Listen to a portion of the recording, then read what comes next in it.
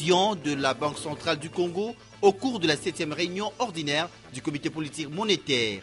Antenne A, le journal, présentation, John Gombois. Madame, monsieur, bonsoir. Il s'est ouvert ce jeudi à Luanda, en Angola, les sommets de la CIRGL qui va avoir à son ordre du jour, notamment la question de la sécurité dans la région des Grands Lacs. À propos de cette question de sécurité, sachez que pour le gouvernement congolais, il n'est nullement question de négocier le processus de rapatriement des FDLR. Le ministre congolais de l'information, porte-parole du gouvernement, l'a encore confirmé aujourd'hui à votre télévision. Il est interviewé par José Moussangana et Sylvain Kapombo.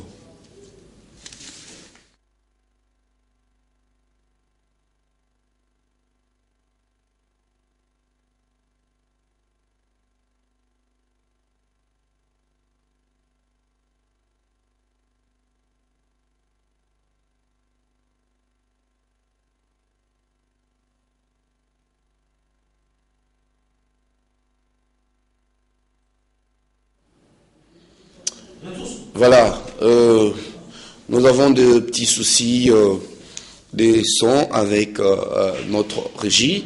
En attendant de revenir éventuellement sur cette interview de Lambert Mende, je m'en vais vous préciser que le FDLR, réellement les forces démocratiques pour la libération du Rwanda, sont dans l'est de la RDC. Depuis des décennies, les rapatriements et les désarmements de FDLR continuent de poser problème. Sylvie Fortuné Mboula revient dans ses commentaires sur les causes de la présence de ces forces sur les territoires congolais. Le FDLR sont issus du comité de coordination de la résistance, un groupe d'exilés rwandais Hutus dissidents de l'armée de libération du Rwanda qui se transforme en FDLR en mai 2000. La première apparition de FDLR date de juillet 2000. Prétendant représenter les intérêts de Hutus rwandais après la mort du président Juvenal Habyarimana au Rwanda en 1994 et les génocides, ils se retrouvent en grand nombre à l'est de la République démocratique du Congo, ex-Zaïre. Le FDLR serait formé d'anciens membres de forces armées rwandaises et des milices interamouées. Ils se sont retrouvés à l'ex-Zaïre, d'abord avec le statut des réfugiés, ensuite alliés dans différentes guerres qui ont sévi l'est de la République démocratique du Congo. Selon Amnesty International et le réseau d'information régionaux intégrés, le FDLR serait responsable de pillages, viols, tueries, enlèvements et d'utilisation des enfants soldats et serait principalement responsable de l'insécurité et l'instabilité dans l'est de la RDC selon l'ONU. En 2008, un accord est conclu entre le gouvernement rwandais et congolais pour lutter contre la rébellion, prévoyant des opérations coordonnées avec la MONUSCO. Ces efforts n'auront servi à grand-chose. Actuellement, la communauté internationale, l'ONU, le gouvernement congolais sont déterminés à le voir quitter l'est de la RDC. D'ailleurs, la traque de FDLR est l'une des priorités de la MONUSCO telle que l'avait affirmé Martin Kobler au début de cette année. Le temps a été durci avec la mission de 5 envoyés spéciaux de la communauté internationale dans la région de Grand Lac qui ont appelé à la reddition complète, sinon ils seront traqués par les FARDC et la MONUSCO. Déçus par l'attitude des FDLR, la MONUSCO et le gouvernement congolais agitent le spectre du désarmement forcé vis-à-vis des combattants réfractaires à la reddition, tout en réaffirmant l'option militaire au cas où ces rebelles hutus-rwandais sabotaient le processus de leur rapatriement. La Cour militaire de la province orientale a condamné mercredi, hier donc, à Kisangani, l'ancien chef militaire des Lituri, enfin chef milicien des Lituri, Yves Kawamandro, à 9 ans de servitude pénale principale et a payé 85 000 $ américains à titre des dommages et intérêts aux familles de victimes. Lucie Mamba vous brosse un portrait sommaire de ces seigneurs des guerres. En L'ancien chef milicien Kawa Yves était condamné à perpétuité au premier degré en 2006 par le tribunal de grandes instances de Bunia en province orientale, notamment pour crimes de guerre et crimes contre l'humanité. Kawa est né à Bunia, en Ituri, en 1973. Il a été membre de l'Union de patriotes congolais UPC de Thomas Lubanga avant de créer son propre mouvement armé en février 2003. À l'instar d'autres rébellions de l'Ituri telles l'UPC, le FRPI ou le FNI, son mouvement dénommé Parti pour l'unité et la sauvegarde de l'intégrité du Congo, PUSIC, avait signé l'accord de cessez-le-feu de Dar es Salaam en Tanzanie avec le gouvernement congolais. Accord qui, du reste, n'a pas été respecté par le mouvement armé dont le PUSIC. Selon le rapport publié par les Nations Unies, plus ou moins 60 000 morts ont été dénombrés entre 2000 et 2005 en Ituri. Actuellement, plusieurs procès sur ces atrocités sont en cours devant la Cour pénale internationale qui juge les ex-seigneurs de guerre de l'Ituri sur leur forfait. Il s'agit notamment de Thomas Lubanga, Bosco Tanganda et Germain Katanga.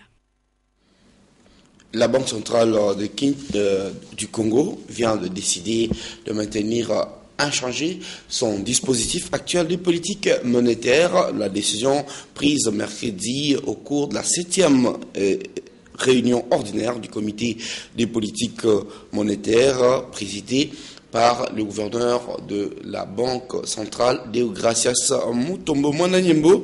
À cette occasion, le rapport annuel de la BCC 2013 a été rendu public. Un document réalisé en un temps record est déjà disponible. Reportage.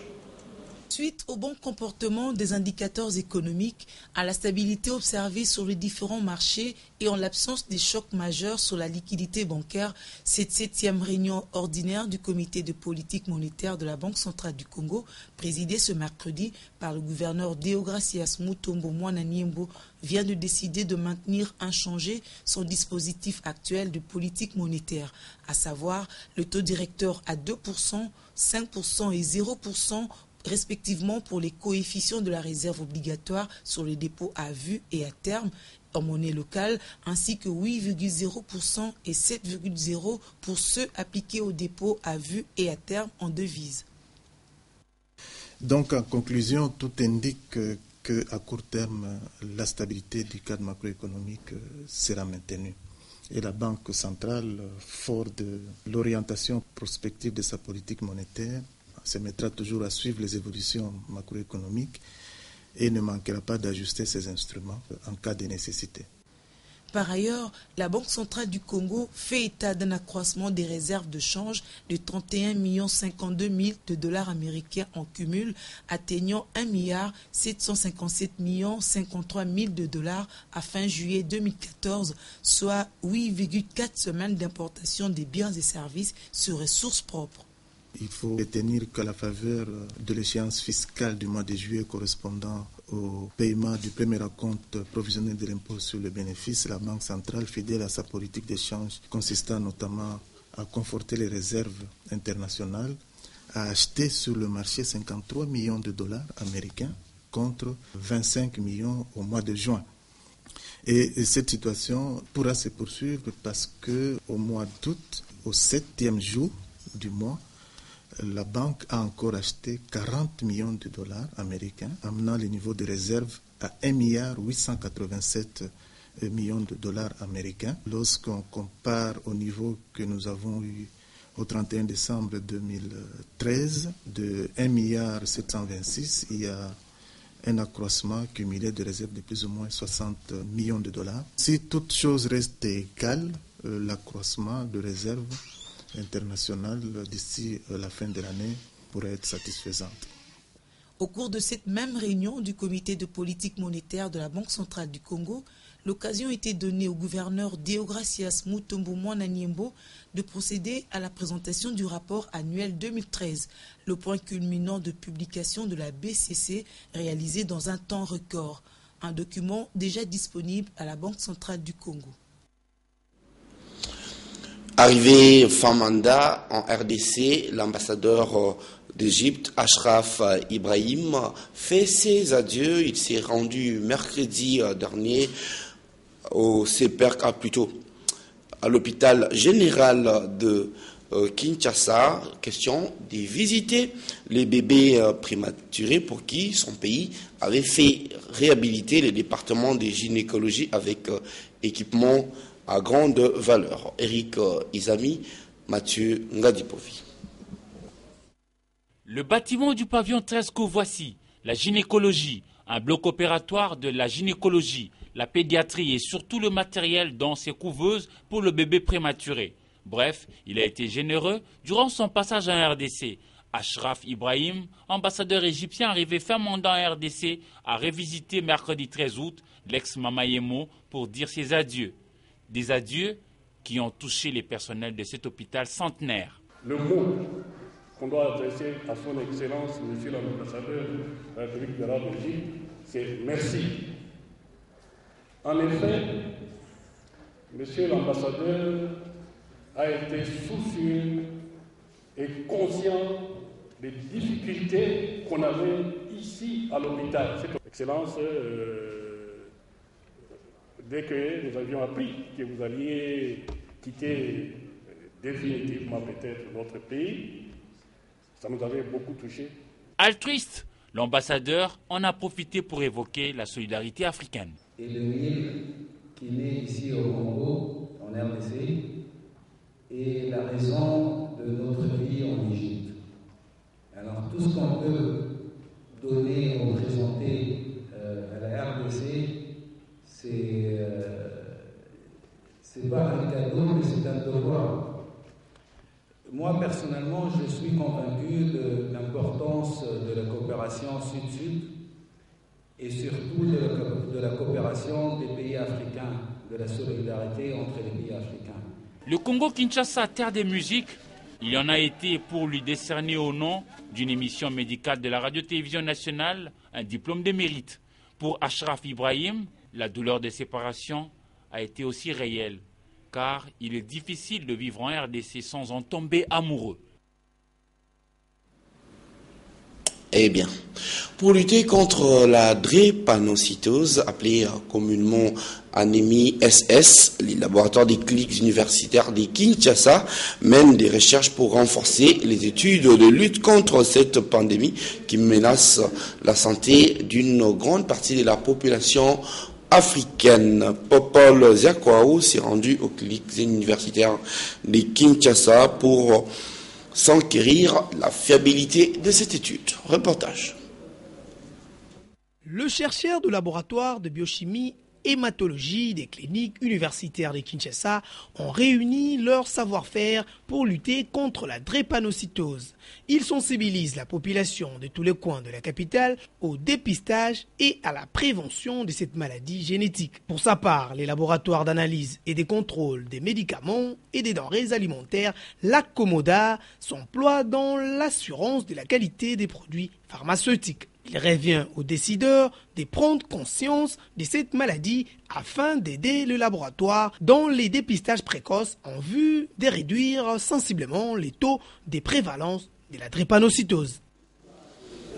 On va parler rentrée scolaire, c'est pour bientôt la rentrée scolaire 2014-2015 qui est fixée au 8 septembre, raison pour laquelle nos reporters ont fait aujourd'hui une descente au marché central de Kinshasa, question de vérifier ce qu'il en est dans la vente des fournitures scolaires.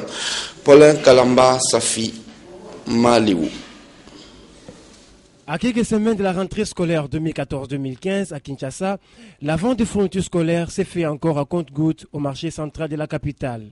Les vendeurs justifient cette mévente par la situation salariale des parents d'élèves et par la vente obligatoire de ces mêmes fournitures scolaires dans les écoles.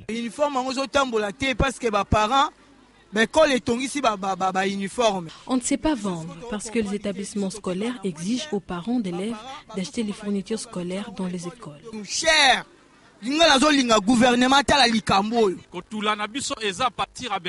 Si nos marchandises ne se vendent pas, c'est à cause des écoles.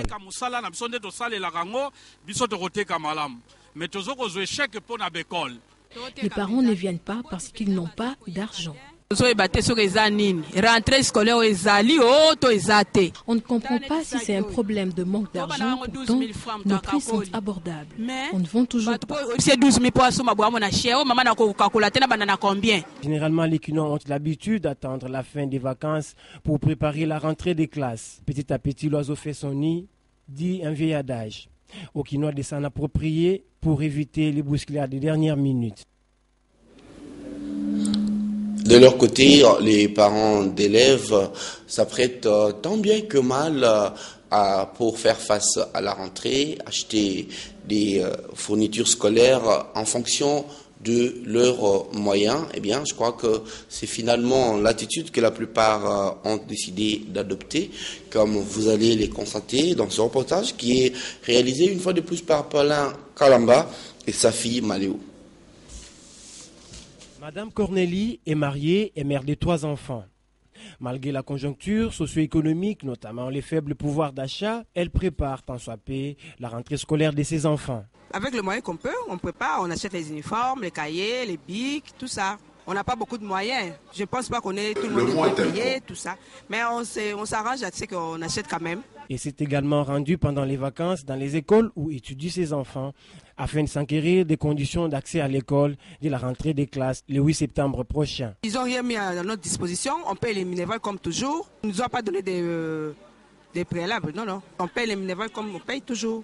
La meilleure façon de préparer la rentrée scolaire est d'acheter les objets classiques au fur et à mesure que les moyens se présentent. Avant de vous parler sport, nous allons revenir au sujet de tout à l'heure, à savoir l'interview que le porte-parole du gouvernement congolais, Lambert Mende, avait accordé à notre équipe de reportage sur la situation des FDLR pour Mende au Malanga. Eh bien, le gouvernement ne va pas négocier le processus de rapatriement des FDLR. Propos recueillis par José Moussangana et Sylvain Kapombo.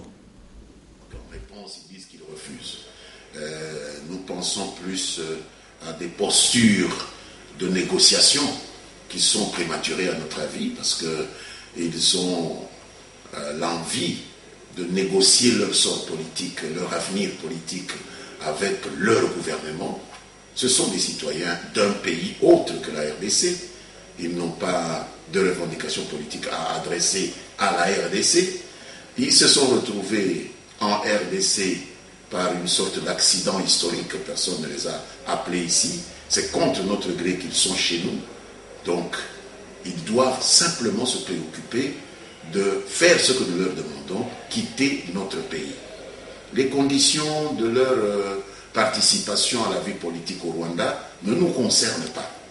Ces conditions concernent le Rwanda et peut-être, à un autre niveau, toute la communauté internationale, celle qui avait forcé le régime du défunt président Mobutu à les recevoir dans notre pays et nous créer tous les problèmes que nous connaissons aujourd'hui. Donc il est tout à fait exclu pour nous qu'on nous dise que les FDLR refusent, ils n'ont pas refusé. Il y a eu probablement quelques dysfonctionnements, il y a eu des problèmes d'ordre pratique, mais les FDLR vont partir. Ils n'ont pas vocation à rester chez nous. Ne peut rester au Congo qu'un Congolais. Ne peut rester au Congo par sa volonté qu'un citoyen congolais. Un étranger, pour rester au Congo, a besoin de l'accord du gouvernement congolais. Mais le gouvernement congolais refuse. Là, le mot est à sa place, que les FDLR restent au Congo. Alors, je ne vois pas comment on va discuter avec des étrangers un droit qu'ils auraient de rester ou de ne pas rester chez nous. Ils vont partir. Je voudrais vraiment que tout soit clair dans l'esprit de nos compatriotes. Ces gens vont partir. Nous avons décidé d'un itinéraire. Ce n'est pas à eux à discuter avec nous l'itinéraire, parce que nous n'avons pas eu à discuter avec eux l'itinéraire qui les a amenés. Ils doivent partir, parce que telle est notre volonté, et telle est la volonté de toute la communauté internationale, y compris du Rwanda, leur pays. Et nous discutons de ce problème, de ces problèmes pratiques aujourd'hui même, à Lusaka, en Zambie. Hier, c'était nos ministres de la Défense qui en ont parlé. Aujourd'hui, c'est nos chefs d'État qui en parlent. Il y aura une décision et je vous assure qu'elle sera exécutée. On va parler sport à présent. Depuis le 12 août, la ville de Bandundu accueille la Coupe du Congo du volleyball. Ce tournoi national réunit en plus du Bandundu, 4 autres provinces, à savoir les Kassai occidentales, Kinshasa, les Bas-Congo et le Katanga. Reportage. La ouvert la 11e édition du championnat national de volleyball du Congo. Bandundu, chef-lieu de la province qui porte le même nom, abrite du 12 au 19 août 2014 la 11e édition de la Coupe du Congo de volleyball. 4 provinces sont représentées à cette grande messe du volleyball de la République démocratique du Congo. Il s'agit du Katanga, les Kassai occidentales, Kinshasa et les Bandundu, provinces organisatrices. Les coups d'envoi de cette compétition ont été donnés par le gouverneur de la province du Bandundu, Jean Kamisendu Kutuka, en présence de quelques membres de son gouvernement et du président de la Fédération congolaise de volleyball. En match d'ouverture de la version messieurs, les volley club Ntoluzingu de Bandundu-Ville s'est imposé par 3-7-1 face au volleyball club de la police de la même ville. En deuxième match, le volleyball club Espoir de Kinshasa s'est imposé par 3-7-0 face au volleyball club Mazembe de Lubumbashi. Cette compétition se déroule à l'Institut Mayele de Bandundu, un cadre abandonné depuis l'époque coloniale, mais aujourd'hui réaménagé par le gouverneur de province Jean Kamisendu Kutuka. Je remercie le gouvernement provincial et je remercie tout le monde qui ont fait ceci. Notons que le gouverneur Jean Kamisendu Kutuka faisait personnellement le suivi des travaux avant l'ouverture de la compétition. Sport, toujours cette fois-ci, droit des retransmissions, nous vous l'annoncions hier. Eh bien, sachez que les télévisions privées ont aussi la latitude de relayer sans autre forme de procès le signal de AFNEX sur la Champions League africaine une fois que la RDC s'est engagée à la diffuser. En tout cas, c'est bien la position de Frédéric Kitenge, manager sportif et patron de presse, qui s'est confié à Patrick Borel Mukendi et Rigo Moulopo dans ce reportage. Vita Club et Mazembe ont réussi à poser les 2 pieds en demi-finale de la Ligue des champions africaine grâce à leur belle prestation lors de la 5e journée devant Zamalek et Al Hilal. Mais le public congolais, friand de football, a été privé de ces spectacles à cause du non-paiement des droits de retransmission du signal AFNEX. Que AFNEX avait libéré le signal d'Alexandrie juste parce que le président Moïse avait demandé et qu'ils attendaient que le gouvernement et la RTNC puissent se mettre en ordre avec elle. C'est comme ça que le signal que nous on croyait que les techniciens d'AFNEX allaient renvoyer à Kinshasa n'a pas été envoyé. Et on s'en est rendu compte vers la fin du match. Cet arrangement, cet accord, cette demande présentée par le président Moïse, ce n'était pas seulement pour la RTNC. C'est pour la RTNC et pour toutes les autres chaînes qui devaient prendre ces signaux et les diffuser. Le manager du tout-puissant Mazembe, Frédéric Kitenge, soutient que le signal AFNEX et Sport 5, une fois accordé à la RDC, peut être relayé par n'importe quelle chaîne de télévision privée au pays. Je dis bien que la RTNC est une chaîne publique, c'est-à-dire alimentée par l'argent du contribuable que nous sommes, que vous êtes. Mais il faudrait alors que maintenant on nous dise que quand le gouvernement congolais paye le droit de retransmission, ce n'est pas pour la RTNC seule, c'est pour le peuple congolais. Et le peuple congolais est libre de regarder la chaîne qu'il veut. Et voilà la précision des tailles. Quoi qu'il en soit, les amoureux du sport roi attendent impatiemment de suivre les 2 demi-finales de la compétition reine du continent et pourquoi pas assister à une finale 100% made in DRC. Ça a tout l'air d'une querelle byzantine, on ne s'y retrouve pas, mais c'est comme on dit, seuls les pêcheurs en eau trouble savent pêcher quand l'eau est trouble. Nous allons à présent lire la presse écrite parue ce jeudi à Kinshasa dans une sélection et commentaires de Domomat, revue de presse.